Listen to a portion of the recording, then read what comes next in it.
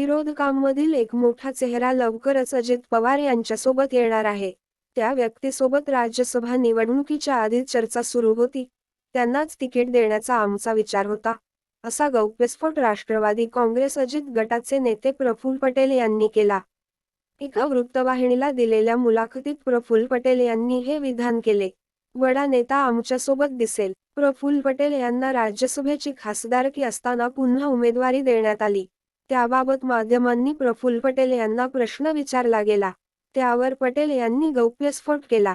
ते म्हणाले की, विरोधातील एका मोठ्या व्यक्तीसोबत आमची चर्चा सुरू होती. काही बैठकाही झाल्या, पण अखेर त्यांच्याबाबत निर्णय पुढे ढकलण्यात आला. लवकरच हा मोठा चेहरा अजित पवारांकडे येणार आहे. काही दिवस त्यांचे नाव गुलदस्त्यात राहिलेलंच बरं राहील, असे म्हणत त्यांनी नाव सांगितले नाही. सुप्रिया सुळे आल्या तर त्यांचे स्वागत. प्रफुल्ल पटेल म्हणाले की, सुप्रिया सुळे आमच्यासोबत आल्या तर त्यांचे स्वागत आहे. त्यांना आमचा नकार नाही. त्यांच्यावर आम्ही टीका देखील कधीही केलेली नाही. दरम्यान, प्रफुल्ल पटेल यांनी 2014 आणि 2019 मध्ये भाजपसोबत राष्ट्रवादीने जाण्याच्या निर्णयावर अनेक गौप्यस्फोट देखील मांडले.